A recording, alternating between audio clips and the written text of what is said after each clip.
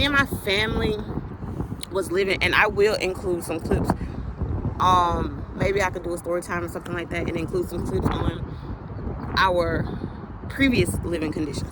So the place that we used to stay in, I say, all right, so first of all, total of, we've been here in Texas for maybe like 4 years. We first moved here, me and my wife, it was just us two. We didn't have no kids with us or nothing. My kids, I left them back home with my mom and stuff like that. Okay, to try to, get stuff together so we can bring them here for a better life, right? And we practically did that.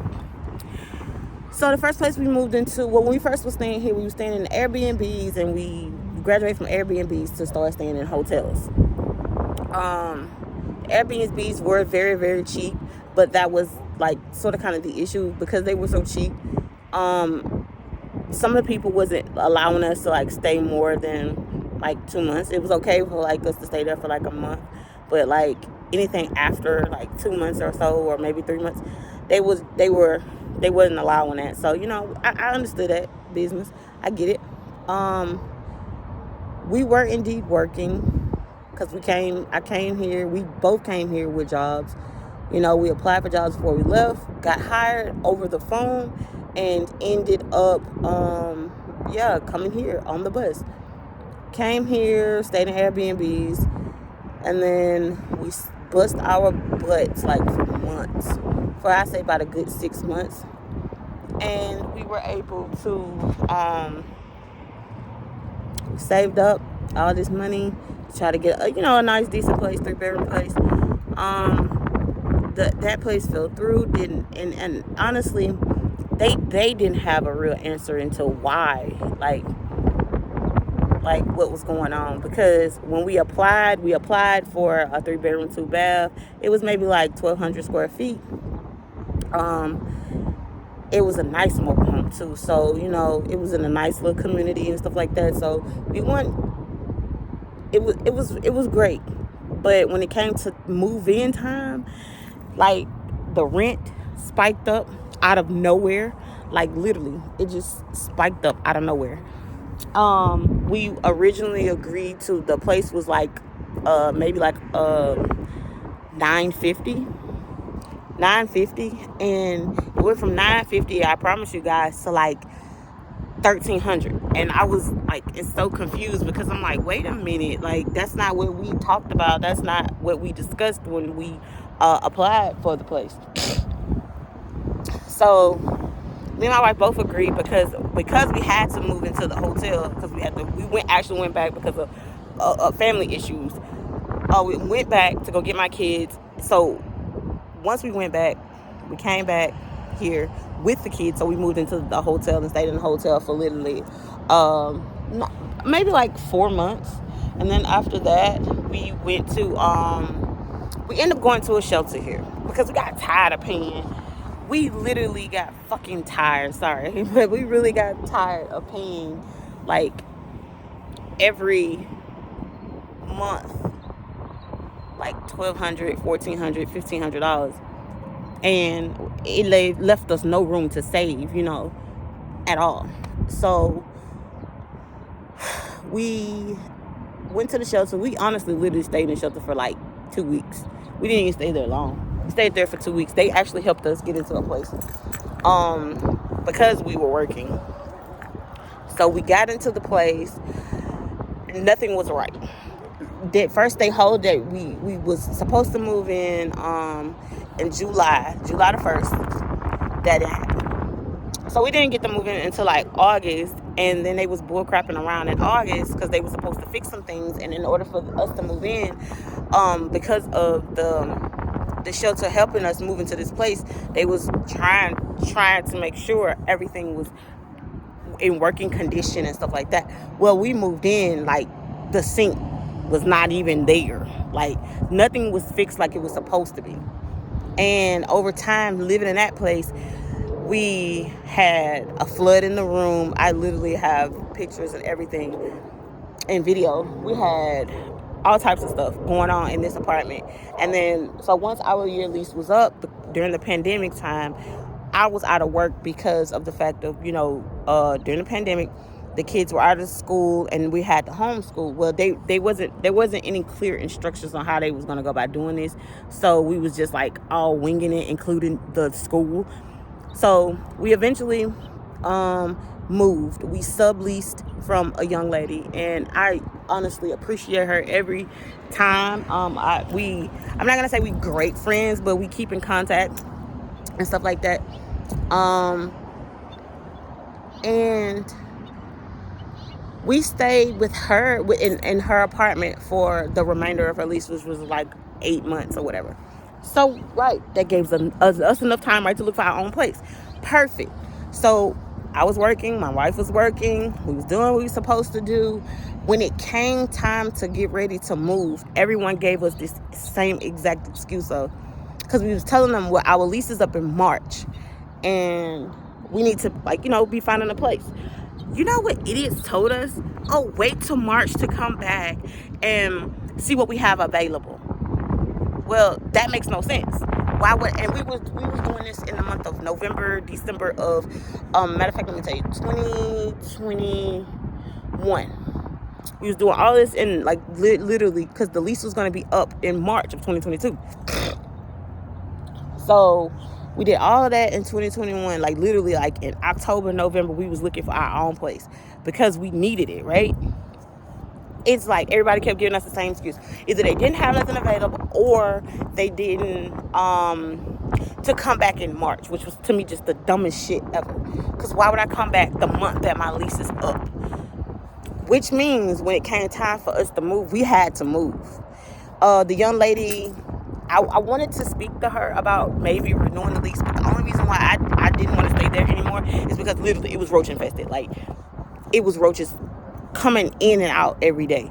And it's because the people above us was they rarely took out their trash, you guys. They rarely took out their trash. I don't even think they really cleaned up any or anything. So that just kind of left us in a messed up situation. So, okay, no problem. We got our income tax. We're just waiting. We got all this money we sitting on. And then on top of that, we're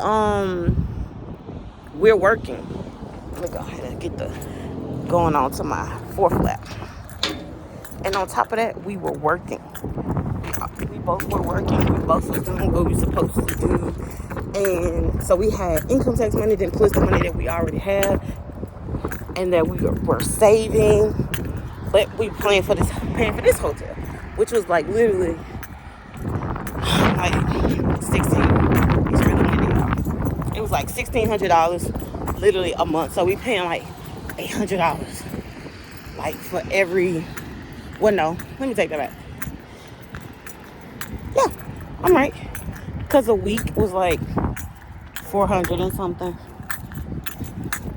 So we was paying $1,600 a month. Bitch, that's rent.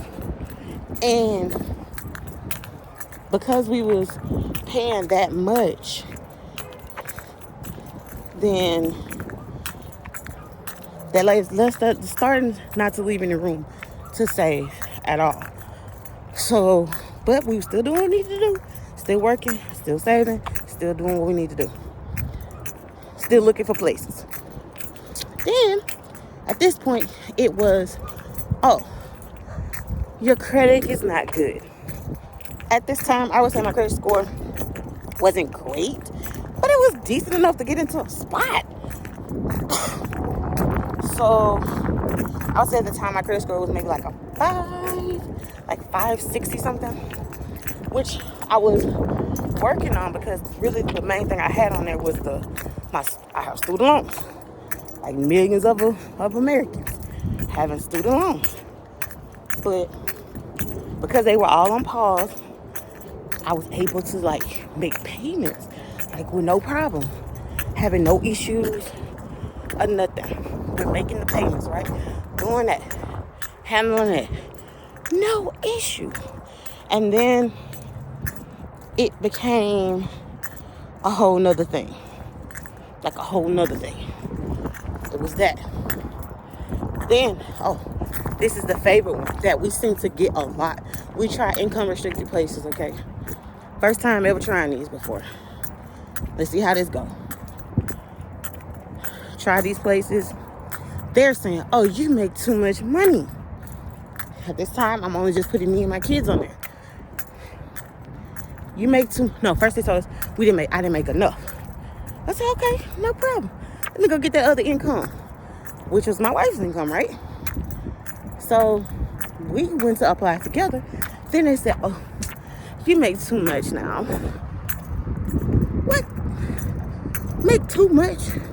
I can't get food stamps. I can't get no government assistance. I'm paying for stuff out of my pocket. And you telling me that I make too much? Now? To even move into an income restricted apartment? So confused. Didn't get it. Didn't understand. Still to this day don't understand. So basically, the whole time we lived here, we had a place of our own once. And that's 4 years. That's almost a year living in, cause yeah, me and my wife, it has been not so great, like for an apartment where I was just close to live in, but I like Texas because it's been, I haven't like given up on my journey here. You know what I mean? Like I haven't, hold on 1 second, y'all. Okay. So I haven't given up on being here. I haven't given up on my kids and us getting into something like better.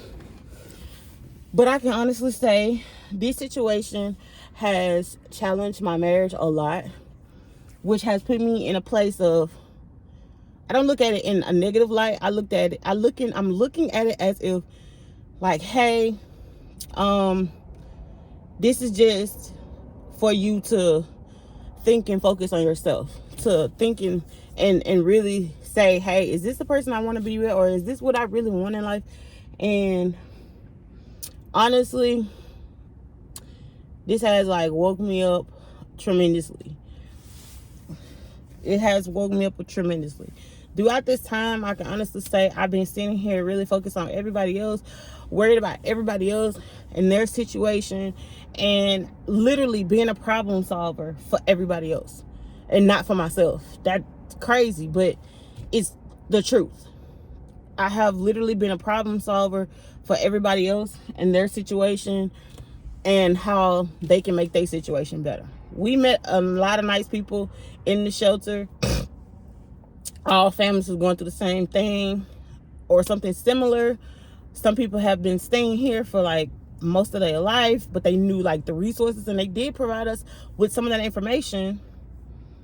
But no, people here have shown me a different, and it's a good thing, like a different side of people in as a whole, you know. Like I said, this situation has really challenged me in my marriage. Currently we live in a hotel because after we moved out of that apartment, people was giving us like pure BS. And then y'all, I like tried again when I was like making more money at this other job, as a call center job, which was freaking perfect. And do you know what? They was like,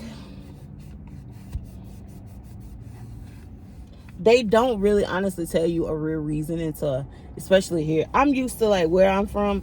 Like if you get denied for a place, they tell you why you got denied. These places here do not tell you why you got denied at all. So you don't know what exactly you need to work on. And because they don't tell you what you got denied for most of the time, you have some people that they won't tell you the exact solid reason, but they will tell you a bullcrap reason, such as your credit or you don't make enough income. And I literally, one income-based place, like I promise you guys, me and my wife both went up there. At the time, she was the only one working. Because I said, you know what, let's see something. So I stopped working And it wasn't for a long period of time. One thing is, you guys, what you're going to learn about me is I would quit a job if I don't like it at all. I would quit a job. However, within a week or two, I got another one. Or I would say I quit a job because I needed a break. And by a week or two, I got another one. I'm never out of work for no longer than like maybe a week. I'm never out of work for a long period of time. And so we went to the apartments. Nice apartments. Nice, beautiful, newly built. And to be told, when we went there, we spoke to a young lady, and she was just giving us the rundown on the apartment. She even showed us the apartment. She showed us, she showed us a 2-bedroom apartment, even though we was looking for a 3. But she showed us a 2-bedroom apartment. She told us that, they'll have some 3 apartments available in the next like week or 2. And I'm like, okay, cool, perfect. So then we had everything with us. We had like check stubs. We had everything. So because my wife was doing DoorDash, I promise you guys, she wasn't even doing DoorDash long. Like, these apartments, they want you to have like at least 6 weeks of like income. But she had a regular job, which she like regularly worked. And then the DoorDash thing was kind of like a new thing. But she was doing it for like already like maybe like a good 3-4 weeks already, so she was doing it for about a month. And they ran the income. That young lady told us, oh, you are a little bit over the income bracket. My wife at the time was making $10 an hour at her job, then plus the DoorDash, honestly, you guys, the only reason why the money in the beginning was like big was because of the incentives they were giving. So if you do 25 orders, you get this, $65 extra. And she kept hitting those marks, but it was like, that wasn't enough to add up to where it would be like over the income bracket. And then she didn't do DoorDash every day, so she did it for maybe like 2-3 days out the week anyway. So it was just like literally extra income for us. And they told her that she's a little bit over the income bracket. So that's when I started questioning, because baby, I love math. So that's when I questioned, okay, so what the hell are you calculating? What are you calculating for you to say we're over? She said we were over like maybe like $300 or $400. And I'm like, but what are you calculating? So when you're over apparently $200, $300, $400, you are considered completely in a different income bracket. And that means, oh, what? You can't live here. It's been a bunch of BS since we've been here, but I'm not giving up, because I feel like God led me here for a reason. Like, out of all the places that I could have been, I could have went to Georgia. I could have went to, maybe North Carolina, South Carolina, Virginia. I could have been anywhere else, but I ended up here in Texas because off the strength of I felt like I was being told to come to Texas. I knew nobody here, and which was cool and fine. I knew nobody here. But it's like, since I've been here, it's been a struggle, like 100%. And when I explain that to the locals here that live here, they are mind blown. Like, that can't be possible. It's a lot of places that you can go to. It's a lot of places that you can apply to. Literally, I have applied to like probably almost every apartment or every realtor company here, to be told the same bullcrap. One realtor company, though, one thing they did do is they did provide me with the report, with my credit report, and that gave me a chance to like really look at it and see if there's something that I was missing. And some stuff was like was on there that I didn't know was on there. So I have been, over this time period since living in the hotel, I have been really focused on trying to correct all my little issues on my credit. And honestly, you guys, I went from, like I said, a 560 something to now I'm at like 670. The only reason why I haven't really focused on buying a house, because honestly, this particular city, I don't want to live here. Like, I moved here off the strength of,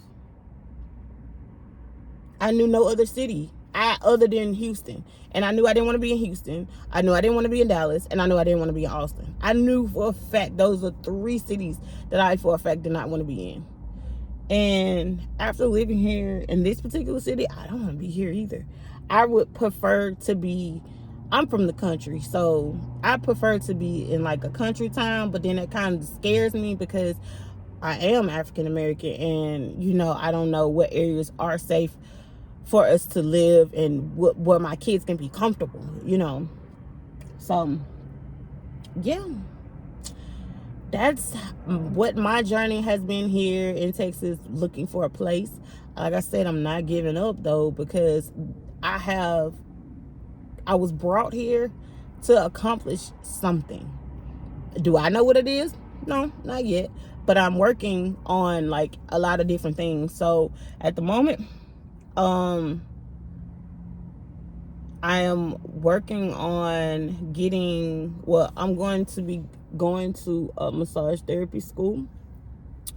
But I'm still, because I'm going to be honest with you guys, I was supposed to start in January, but because I was trying to make sure that everything kind of flows right in the beginning with my job, I did not start school yet. So I'm trying to figure out what is best, when is best, because they only have mostly morning classes, and honestly, I work in the mornings, and I'm trying to figure out, is there a way? And they have night classes, but they don't have those as often. It's not a lot of people signing up for night classes, so they don't have them that often. But I'm going to be working on that, as well as I'm going to be going to school for ultrasound technician.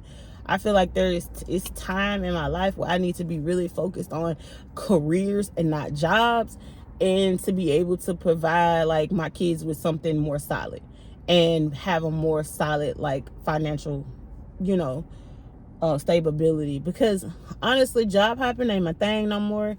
And honestly, you guys, I really don't want to work for people. So the only reason why I'm trying to get I'm doing ultrasound tech, because I really enjoy it. I really like the aspect of it. I have done my research on it, and I'm really into it.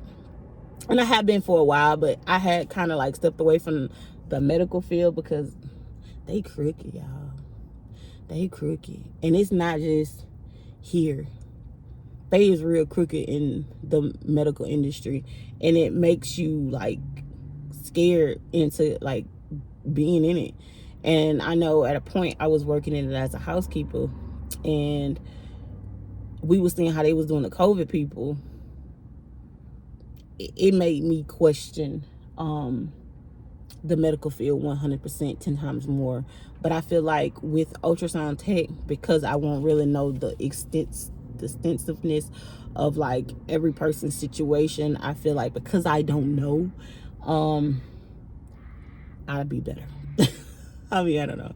And then with the massage therapy, I just kind of want to start my own massage business. I know I'm destined to be a business owner and to work for myself, and I want to be able for my kids to work within that business and not for other people, and not to be treated like they are less than a person. So thank you guys for tuning in. I would have more story times for you and explaining more of my situation to you guys. Just continue to stay tuned, and don't forget to like, comment, and to subscribe to Smil3s TV. And yeah, see you again.